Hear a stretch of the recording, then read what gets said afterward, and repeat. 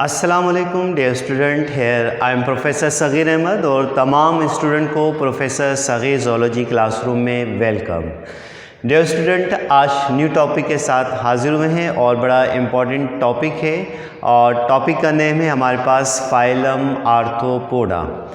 आज phylum arthropoda की basic meaning को डिस्कस करेंगे, उसके जनरल कैरेक्टर्स यानी हैबिटेट, मॉर्फोलॉजी, फिजियोलॉजी और फाइलम आर्थ्रोपोडा में यूज़ होने वाली टर्मिनोलॉजीज़ को हम डिस्कस करेंगे।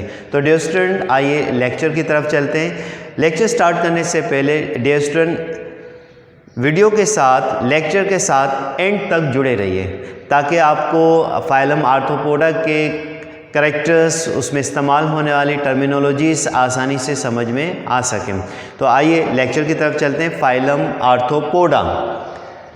Phylum Arthropoda, combination of two Greek words. First is arthro and second poda.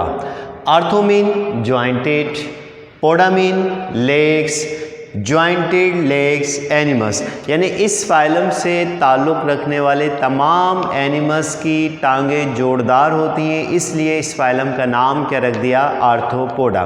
दोस्तों, आपने कॉकरोच देखा होगा, लैब में डायसेक्शन भी करते हैं, देखिएगा किस तरीके से उसकी टांगें क्या है, ज्वाइंटेड है, छोटे छोटे पीस में क्या है, जुड़ी हुई हैं। आपने क्रेब देखा होगा, उसकी भी टांगें जोरदार हैं। आपने प्रॉन झींगा देखा होगा, उसकी भी टांगें जो, इवन के सेंटीपीड जो किचन में अक्सर सेवरेज से निकलकर बाहर आ जाता है, देखिए कितनी उसकी टांगें होती हैं, सारी छोटे छोटे यानी कि जॉइंट्स यानी कि पार्ट्स पर मुश्तमिल होती हैं। तो इवन जितने भी एनिमल हैं तमाम की लेग्स क्या होती हैं, जोरदार होती हैं, इसलिए इस फाइलम का नाम आर्थ्रोपोडा रख दिया।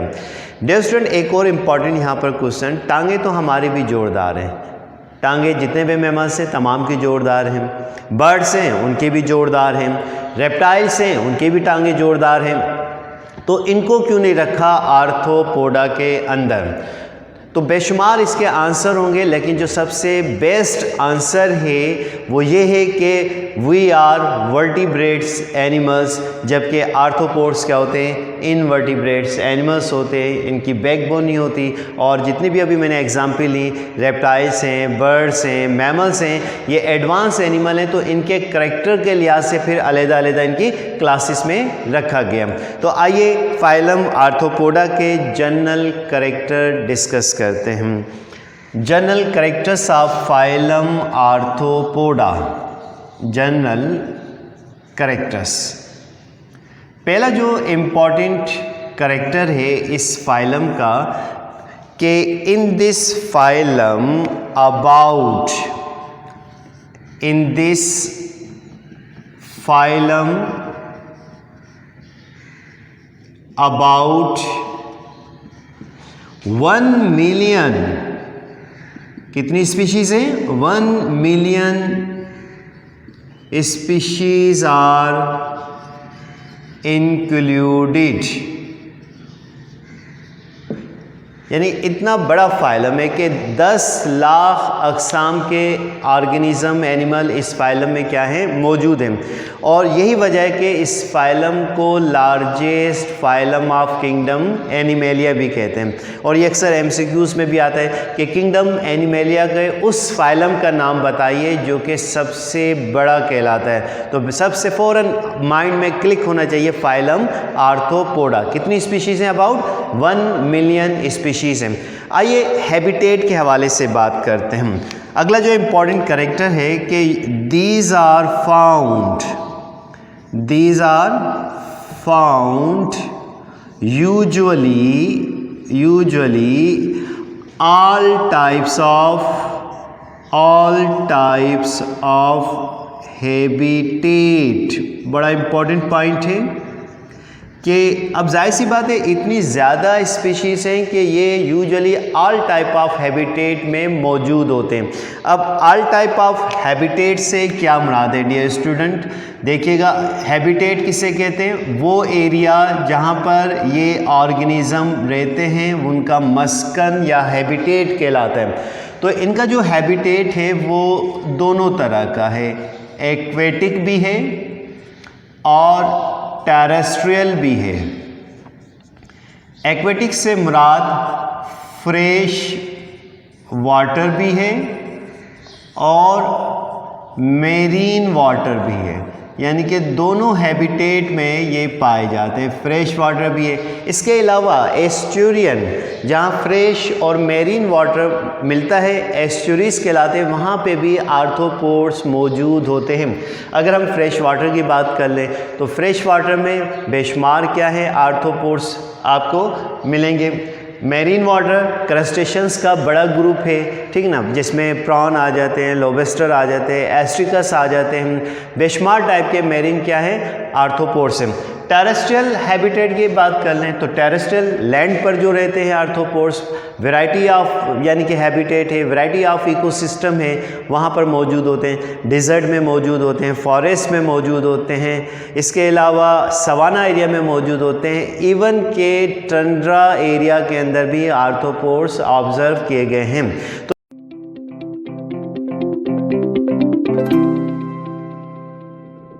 usually these are found all types of habitat like fresh water, marine water, terrestrial water, so and so। एक और इम्पॉर्टेंट कैरेक्टर इस फाइलम का जिसकी वजह से हमने क्या रखा आर्थ्रोपोडा के these are jointed legs animals, these are jointed legs animals, so they are called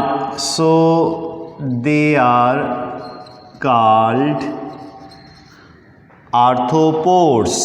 यानी इस क्लास से ताल्लुक़ रखने वाले जितने भी एनिमल्स हैं तमाम की टांगें जोरदार होती हैं।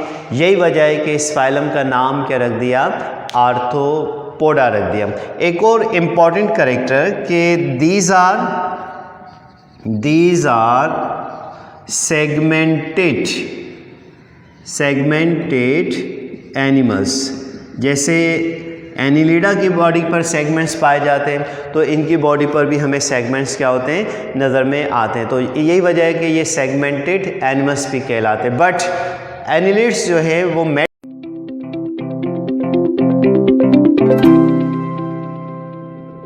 मेटामेरिकली सेगमेंट्स क्या है एनिमल्स कहलाते हैं। नेक्स्ट जो इम्पॉर्टेंट कैरेक्टर है इस फाइलम का कि बॉडी कवर्ड विद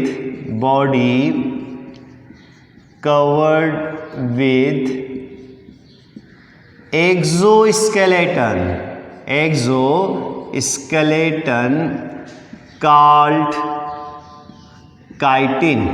क्या कहलाता है काइटिन कहलाता है, जो कि कार्बोहाइड्रेट का बना होता है। यानी कि बॉडी के ऊपर छिलका होता है एक्सोस्केलेटन जिसे काइटिन कहते हैं, और ये नॉन सेलुलर है और यूजुअली कार्बोहाइड्रेट सब्सटेंस का बना होता है। अच्छा, बास आर्थ्रोपोड्स की बॉडी पर काइटिन सब्सटेंस का बना हुआ कैरापेस भी पाया जाता है। कैरापेस क्या मौजूद होता है कैरापेस। जैसे आप अगर झींगे की बात कर लें तो उस पर एक बड़ा सा छिलका मौजूद होता है जिसे कैरापेस कहते हैं। आप केकड़े को देख लें, क्रेप को देख लें, उसके बॉडी के ऊपर क्या होता है कैरापेस मौजूद होता है। तो body covered with exoskeleton called chitin substance and carapace also present. एक और इम्पॉर्टेंट कैरेक्टर इस फाइलम का कि बॉडी कंसिस्ट ऑफ बहुत इंपॉर्टेंट कैरेक्टर है, बॉडी कंसिस्ट ऑफ हेड,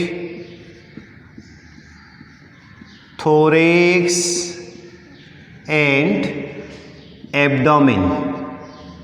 तो इनकी बॉडी यूजुअली 3 पार्ट पर मुश्तमिल होती है, हेड है, थोरेक्स है, एब्डोमेन है। लेट्स सपोज दैट कि ये हमारे पास एक एनिमल है और इसकी बॉडी देखिएगा 3 वाज़ेह पार्ट पर क्या है मुश्तमिल है, और ये हमारे पास लेट्स सपोज कोई इंसेक्ट है। तो देखिएगा बॉडी वाज़ेह तौर पर क्या है 3 पार्ट पर। ये हेड कहलाता है, ये हमारे पास क्या है थोरेक्स है, और ये पिछला हिस्सा इसका क्या कहलाता है एब्डोमेन कहलाता है, एब्डोमेन। तो usually body consist of 3 part, head, thorax and abdomen. एक और इंटरेस्टिंग बात कि यूजुअली जो अपेंडिजेस हमें नज़र में आते हैं वो हेड और थोरेक्स रीजन पर मौजूद होते हैं। एब्डोमेन रीजन पर किसी भी किस्म का अपेंडिजेस मौजूद नहीं होता। लेकिन बाज़ एनिमल में, ये हमारे पास एग्जाम्पल किसकी है स्टूडेंट, इंसेक्ट्स की है, लेकिन बाज़ एनिमल में बॉडी 2 पार्ट पर मुश्तमिल होती है। जैसे जिसको हम क्या कहते हैं, सिफेलोथोरेक्स, सिफेलोथोरेक्स, यानी कि body consist of usually 2 part, यानी कि हेड है और हेड डायरेक्टली किसके साथ अटैच है, थोरेक्स के साथ अटैच है। तो हेड और थोरेक्स जब आपस में मिल जाते हैं तो इस कंडीशन को क्या कहते हैं, सिफेलोथोरेक्स, और पीछे उनका क्या होगा, एब्डोमेन होगा। लेकिन क्योंकि वैरायटी ऑफ एनिमल्स हैं तो ऐसा भी देखने में आया है कि सम टाइम थोरेक्स जो है एब्डोमेन के साथ जुड़ जाता है। तो इस कंडीशन को यानी कि हम कहते हैं ट्रंक कहते हैं, ट्रंक। यानी कि ट्रंक से क्या मुराद है कि जब थोरेक्स और एब्डोमेन आपस में क्या हो जाएं, फ्यूज हो जाएं, तो इस कंडीशन को हम ट्रंक कहते हैं। तो उन एनिमल्स की जो बॉडी है वो 2 पार्ट पर मुश्तमिल, हेड और ट्रंक। ट्रंक से क्या मुराद है, थोरेक्स और एब्डोमेन आपस में फ्यूज हो गए। जिसकी बेस्ट एग्जांपल अगर आपने सेंटीपीड, खजूरा देखा होगा, मिलीपीड, हज़ारपा देखा होगा, तो सिर्फ उनकी बॉडी हेड और ट्रंक पर क्या है, मुश्तमिल है। ऐसे बेशुमार एग्जांपल्स हैं। तो body basically consist of head, thorax and abdomen, but in some animal head directly attach with the thorax, this condition is cephalothorax, but in some animals thorax and abdomen are fused, the body consists of 2 parts, head and trunk, this condition is said to be trunk, यानी कि head and trunk पर body मुश्तमिल होती है। Next जो important character है, बड़ा important character है फाइलम आर्थ्रोपोडा का। यहाँ तक क्लियर हो रही है बात? जी डियर स्टूडेंट, बात क्लियर हो रही है? आपको भी क्लियर हो रही है? Yes.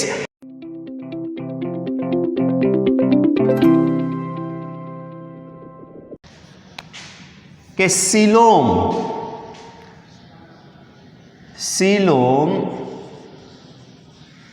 Present but called hemocoel,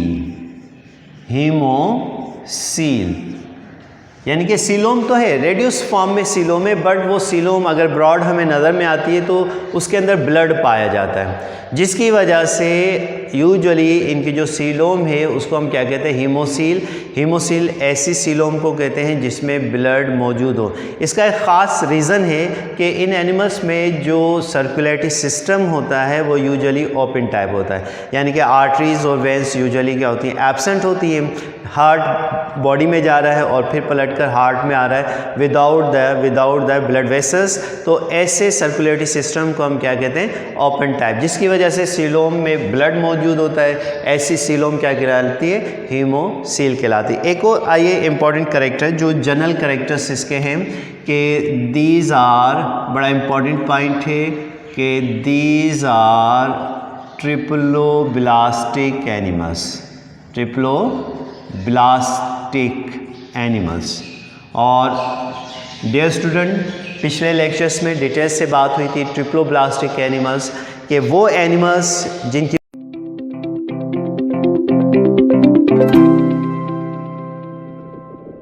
triploblastic animals, इसका ये मतलब है कि इनकी बॉडी 3 लेयर्स पर मुश्तमिल होती है। अब वो 3 लेयर्स कौन कौन सी हैं, एक एक्टोडर्म, मेसोडर्म और एंडोडर्म, और बेसिकली ये जर्मिनल लेयर्स कहलाती हैं और ड्यूरिंग द डेवलपमेंटल स्टेजेस इनसे ऑर्गन्स की फॉर्मेशन होती है। तो दीज आर ट्रिप्लोब्लास्टिक एनिमल्स। इस फाइलम से ताल्लुक़ रखने वाले तमाम जानदारों की बॉडी कैसी होती है, ट्रिप्लोब्लास्टिक होती है। एक और इम्पॉर्टेंट करेक्टर कि these are bilateral symmetrical animals. इस फाइलम से ताल्लुक़ रखने वाले तमाम एनिमल्स में बायलैटरल सिमेट्री पाई जाती है। यानी कि बायलैटरल सिमेट्री से मुराद अगर आप इसको वर्टिकली कट करेंगे तो इनकी बॉडी दो इक्वल हाफ में क्या हो जाएगी, डिवाइड हो जाएगी।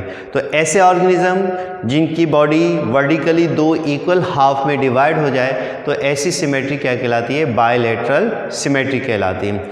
डियर स्टूडेंट, एक और इम्पॉर्टेंट कैरेक्टर फाइलम आर्थ्रोपोडा का कि दीज आर प्रोटोस्टोम्स एनिमल्स, यानी कि इस फाइलम से ताल्लुक़ रखने वाले तमाम जानदार प्रोटोस्टोम्स होते हैं। अब what you mean by protostomes, ये तमाम बातें पिछले लेक्चर्स में भी डिस्कस कर चुके हैं कि अगर डेवलपमेंट के दौरान ब्लास्टोपोर से पहले माउथ फॉर्म हो और बाद में एनस की क्या हो, फॉर्मेशन हो, तो ऐसे एनिमल्स क्या कहलाते हैं, प्रोटोस्टोम्स कहलाते हैं। एक और important character dear student phylum arthropoda का कि अगर हम रेस्पायरेशन की बात करें, किसकी बात करें, रेस्पायरेशन की बात करें, तो रेस्पायरेशन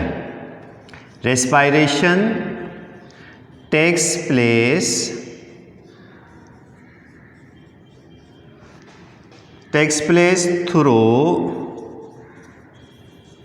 गिल्स, किसके ज़रिए होती है, गिल्स के ज़रिए। नंबर 2 ट्रेकिया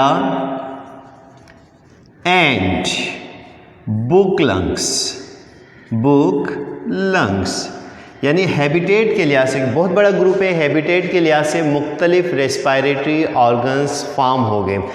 जो एक्वेटिक एनिमल्स हैं यूजुअली उनमें गिल्स मौजूद होते हैं, और टेरेस्ट्रियल एनिमल्स स्पेशली अगर हम इंसेक्ट्स की बात करें तो उनमें रेस्पायरेशन ट्रेकिया के ज़रिए होती है। ख़ास सिस्टम बन जाता है जिसे हम क्या कहते हैं, ट्रेकियल सिस्टम। और बाज़ एनिमल में बुक्स लंग्स पाए जाते हैं।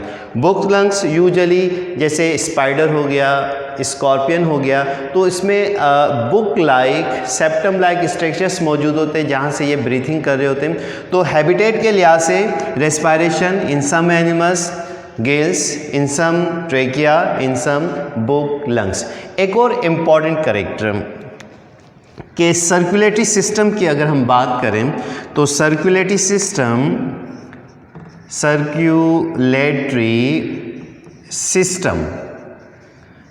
सिस्टम यूजुअली ओपन टाइप, कैसा है, ओपन टाइप है कि इस फाइलम से ताल्लुक़ रखने वाले एनिमल्स में निज़ाम दौरान खून खुले किस्म का होता है। इसका ये मतलब है ओपन टाइप मीन्स दैट के जो ब्लड है can not circulate with in blood vessels. बड़ी सिंपल सी डेफिनेशन है कि such type of circulatory system in which blood cannot circulate within blood vessels is known as open type circulatory system। अब जाहिर सी बात है ब्लड ओपन टाइप है, usually arteries और veins absent हैं, तो इनका जो ब्लड है वो सीलोम में मौजूद होता है, और ऐसी सीलोम जिसमें ब्लड पाया जाए क्या कहलाता है, हेमोसील। एक और ख़ास बात कि अगर आप इनके ब्लड की बात करें तो ब्लड इनका कैसा होता है, वाइट होता है। कि वाइट किस वजह से होता है कि इनमें जो रेड पिगमेंट है हीमोग्लोबिन वो एब्सेंट होता है, जिसकी वजह से ब्लड यूजुअली कैसा होता है, वाइट होता है। Next important character phylum arthropoda का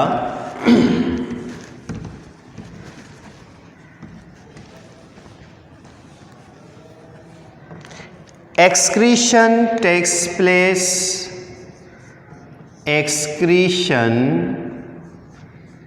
takes place through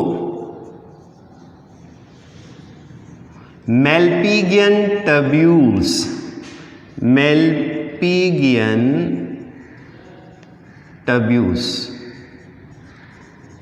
एक्सक्रीशन का अमल किसके ज़रिए होता है, मेल्पेगियन टब्यूल्स के ज़रिए। तो जैसे जैसे एनिमल एडवांसमेंट होते जा रहे हैं, एक्सक्रीटरी ऑर्गन्स भी क्या हो रहे हैं, उनमें डिफरेंट होते चले जा रहे हैं। जैसे सबसे पहले प्रोटोनेफ्रेडिया थे, प्लेटीहेल्मिन्थ की बात की थी, उसके बाद नेफ्रेडिया की क्या हुई, फॉर्मेशन हुई, एनिलिडा के अंदर मौजूद थे, और अब एक्सक्रीशन किसके ज़रिए हो रही है, मेल्पेगियन टब्यूल्स के ज़रिए हो रही है। तो ये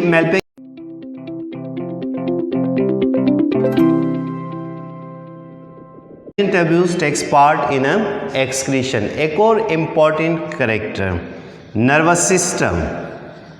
अगर हम नर्वस सिस्टम की बात करें तो nervous system consist of ganglion and double nerve cord.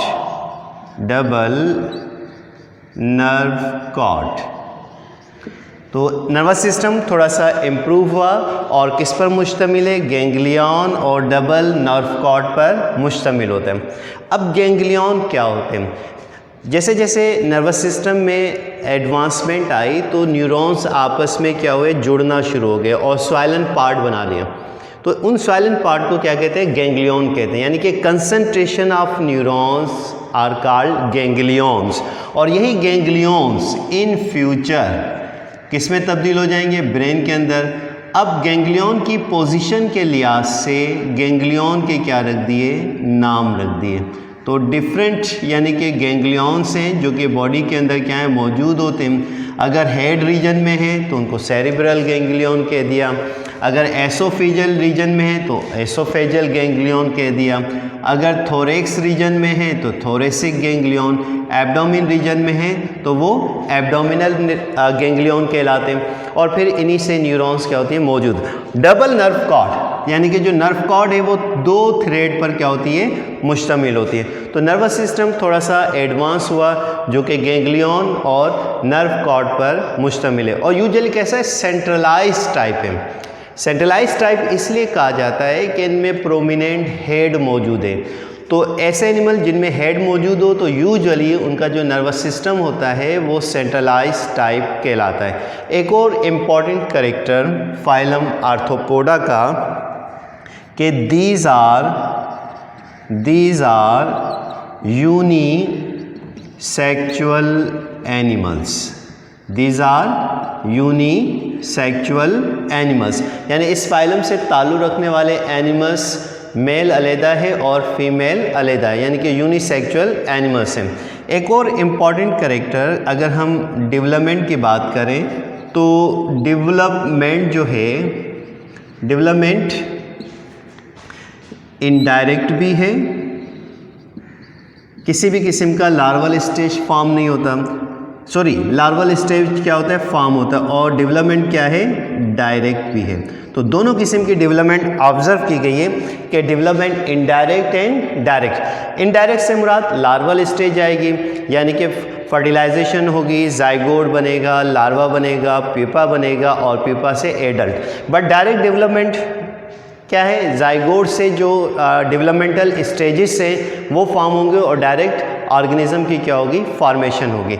एक और इम्पॉर्टेंट कैरेक्टर कि फर्टिलाइजेशन। अगर हम फर्टिलाइजेशन की बात करें तो जो एक्वेटिक हैं उनमें फर्टिलाइजेशन कैसी होती है?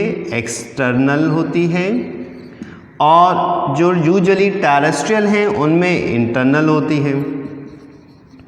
यानी कि एक्सटर्नल और इंटरनल से क्या मुराद कि अगर स्पर्म और ओवा आउटसाइड ऑफ द बॉडी मिलेंगे तो एक्सटर्नल फर्टिलाइजेशन कहलाएगी और अगर स्पर्म और ओवा बॉडी के अंदर फ्यूज़ होंगे यानी कि मेल स्पर्म इंजेक्ट कर देगा फीमेल के अंदर तो स्पर्म और ओवा बॉडी के इनसाइड यानी कि फ्यूज़ हो रहे हैं तो ऐसी फर्टिलाइजेशन को हम क्या कहते हैं? इंटरनल फर्टिलाइजेशन कहते हैं। एक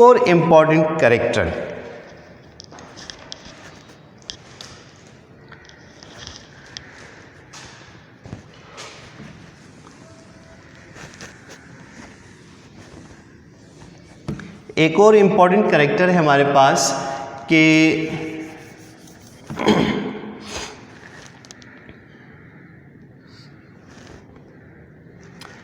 mostly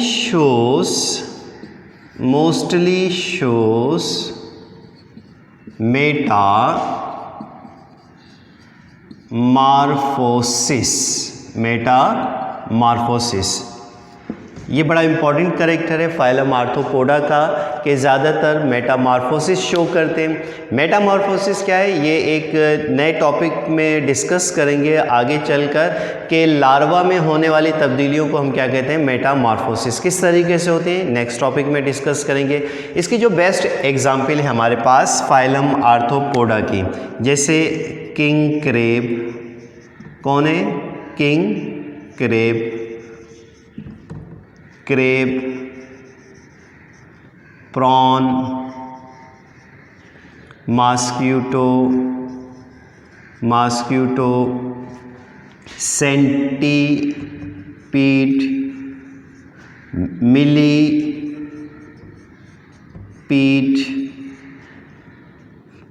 फ्लाई, बेशुमार मक्खियाँ हैं, ठीक है ना, कॉकरोच, कौन है हमारे पास, कॉकरोच, एक्सेट्रा वगैरह वगैरह। तो बेशुमार एग्जाम्पल्स हैं फाइलम आर्थ्रोपोडा के। तो डियर स्टूडेंट, आपको ये लेक्चर उम्मीद है कि समझ में आ गया होगा। तो इंशाल्लाह नेक्स्ट क्लासेस में इस फाइलम आर्थ्रोपोडा की क्लासेस को डिस्कस करेंगे। तब तक के लिए अपने सर प्रोफेसर सगीर अहमद को इजाज़त दीजिए। अल्लाह हाफिज़।